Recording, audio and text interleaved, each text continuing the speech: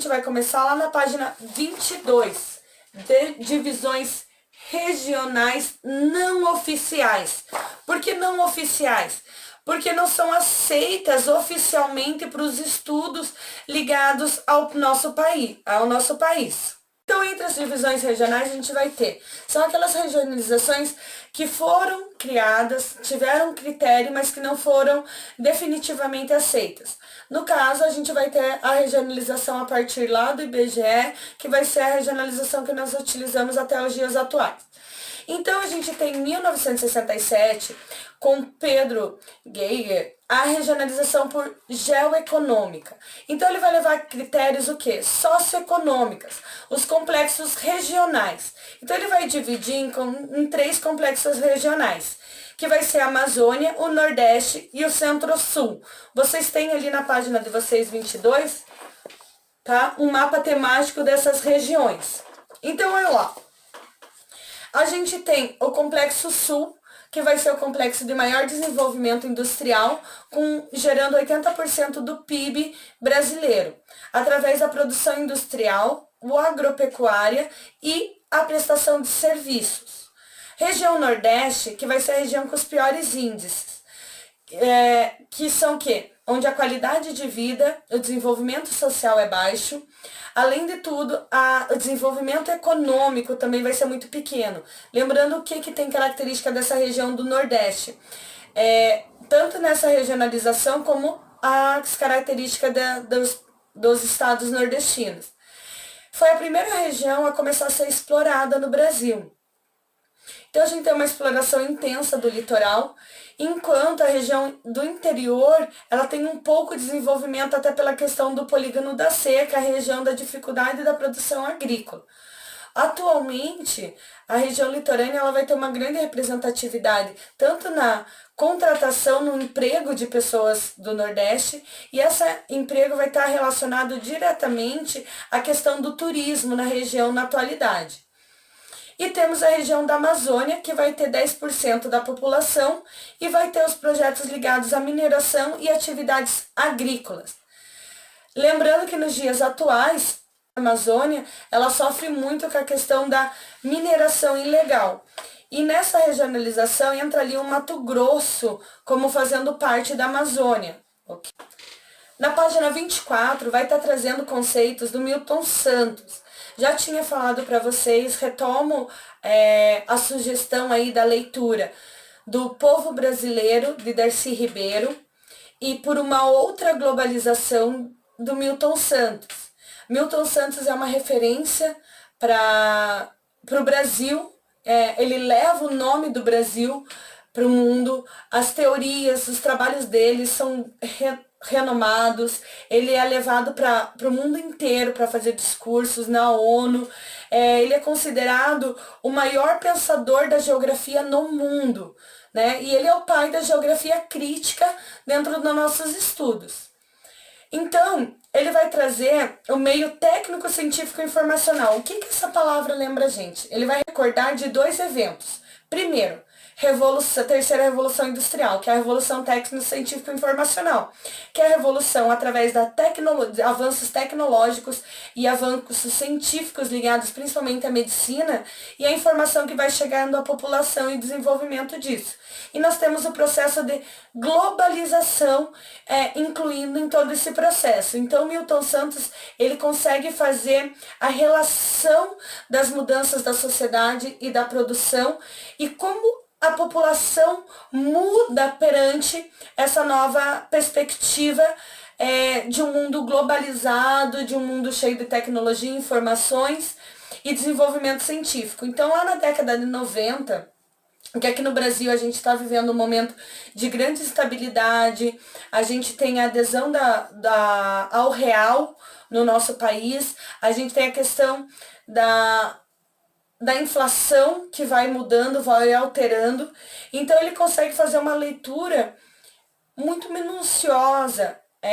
Muitas pessoas podem considerar a visão de Milton Santos pesada, porque ele traz termologias referentes ao estudo geográfico, mas ele é extremamente engrandecedor e até hoje eu não vi um vestibular, um Enem, que não abordasse em algum momento questões relevantes a Milton Santos. Então tem um documentário no YouTube que eu sugiro para vocês, que é Por uma Outra Globalização de Milton Santos. É um documentário bem interessante, vai ter fala deles, vai ter fala de outros repórteres, a visão de outras pessoas, tanto de pessoas ligadas a movimentos de direita, de esquerdas, neoliberais, positivistas e vários outros. Então ele consegue fazer essa conexão e a conjuntura com a política do Brasil do período.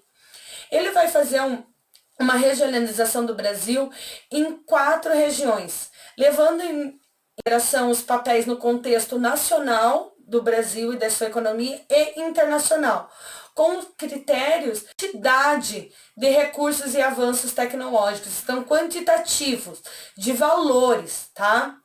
Não apenas no sentido qualitativo, mas no levantamento mesmo de dados, de índices, de informações. Então a primeira região que eu vou apresentar ali é a Amazônia, que é uma região que apresenta baixa densidade populacional, quer dizer o quê?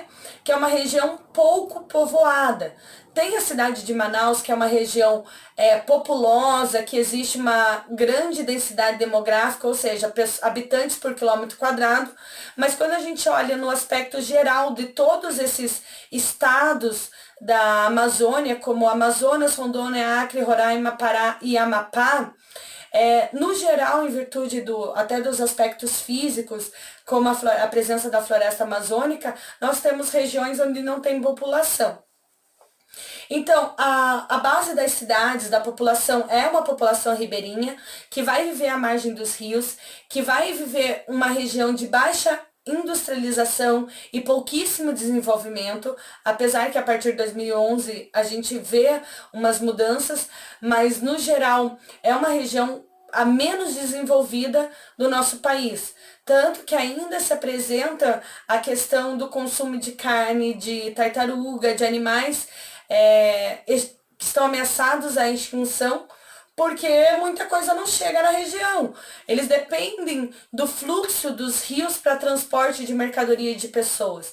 Então, o acesso à carne, a hortaliças em algumas regiões é extremamente precário, assim como a saúde, acesso à internet e outros elementos, até porque a gente tem uma grande influência dos médicos sem fronteiras atuando nessa região, porque muitos dos médicos formados no Brasil não querem trabalhar nessa região, devido à deficiência da infraestrutura. E também a gente não pode esquecer que, apesar disso, a gente tem na região a Zona Franca de Manaus, que é um polo de industrialização com grande produtividade. Zona Franca, por quê? Porque os valores agregados aos impostos dos produtos dessa região são baixos, tá? E daí a gente tem a região do Nordeste. Região do Nordeste, ela tem uma modernização isolada da faixa litorânea, como eu já tinha comentado antes.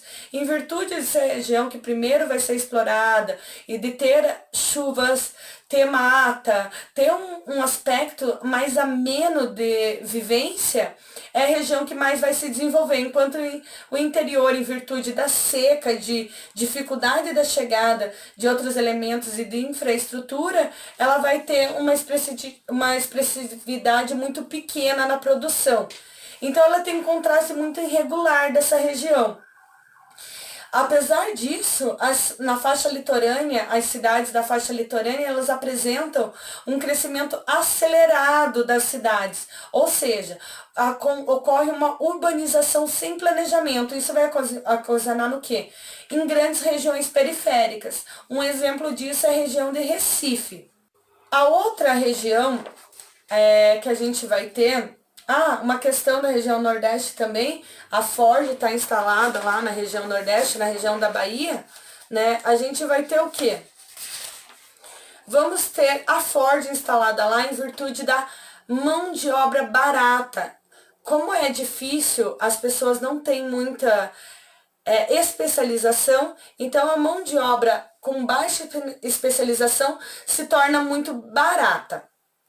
Depois a gente vai ter a região do Centro-Oeste, que vai se destacar pelo agronegócio.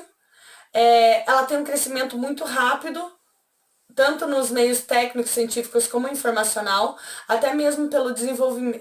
Ali fica o Distrito Federal Brasileiro, então a região de Brasília vai fazer também o locomover.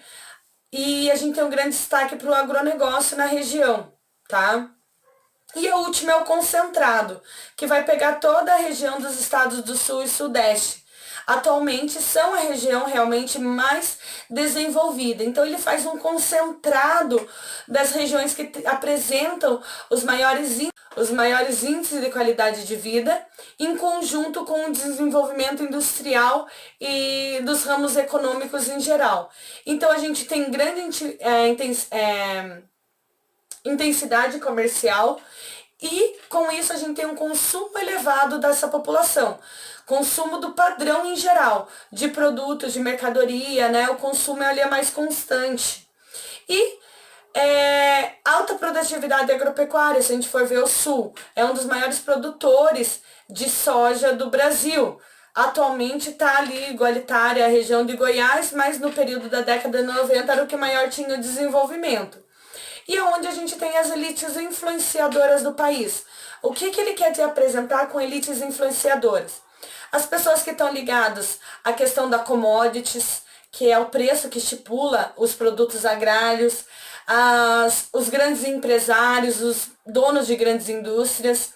Nessa região a gente também tem grandes latifundiários, pessoas que têm domínio de grandes produções de terra. Nós temos pessoas envolvidas na bolsa de valores, na economia financeira, grandes bancos, grandes financiadoras nessas regiões, até mesmo porque o desenvolvimento é grande, então as empresas que vão trabalhar e as pessoas que fazem parte dessa elite que vai influenciar a economia no Brasil, elas geralmente estão residindo nessa região. Depois disso, pedi para que vocês no caderno copiem e respondam 2 questões. Uma questão e a outra da apostila. Então, olha lá. Caracteriza as 5 regiões brasileiras, conforme a regionalização do IBGE, quanto a hábitos, crenças, e aspectos socioeconômicos. Então, vai colocar lá. Região Sul. Eu quero quanta a visão atual da regionalização brasileira. Então, vocês vão procurar região Sul. Paraná, Santa Catarina e Rio Grande do Sul. O que é de característica dessas regiões? Tá? Nós temos hábitos característicos? Sim. Região Sul tem a cultura europeia muito marcada, tanto nos seus hábitos alimentares, como nas suas vestimentas, na sua relação com o resto da população. Quais são as crenças? A gente tem um emprego muito grande do cristianismo, de igrejas cristãs relacionadas ao nosso território, em virtude até mesmo dos nossos processos de colonização. E a nossa economia atualmente é considerada uma das regiões em relação à economia e qualidade de vida mais equilibrada.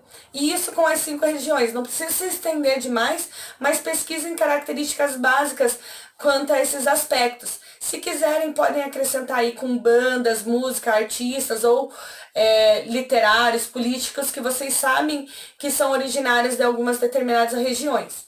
E depois resolver as questões 11, 12 e 13 da página 27 no caderno. Na próxima aula eu corrijo essas questões e vamos dar sequência à nossa aula. Então, olhem lá, na aula 2, a gente vai aprofundar e fazer exercícios. Então, assim, sugiro que na próxima aula vocês sentem para fazer os exercícios, sugeri vários vídeos, oriento que vocês assistam os vídeos da Ancine, eles são bem importantes, importantes assim, vamos dizer assim, ele é produção brasileira, é nossa própria produção, então ela vai caracterizar vários estados, eles são bem interessantes, são bem didáticos, e como eles são em formatos de desenho, ele fica gostoso de se estar assistindo. Só uma correção, tá? Para a próxima aula lá. É exercícios 1 ao 20, da página 15 a 23 do Caderno Mais. Ok? Quem quiser ir adiantando, mas daí na aula 2 eu vou fazer a correção dessas 2 páginas e a correção dos outros exercícios. Um beijo, gratidão, até a próxima aula. Qualquer dúvida, publiquem no Iônica. Não esqueçam da nossa perguntinha do dia. Comentem dúvidas. Se vocês quiserem que eu retome alguma questão que ficou em dúvida, vocês gostariam que fosse revisada, deixem no Iônica que eu vou estar marcando e vou estar publicando um novo vídeo com essas resoluções e reportagem de vocês.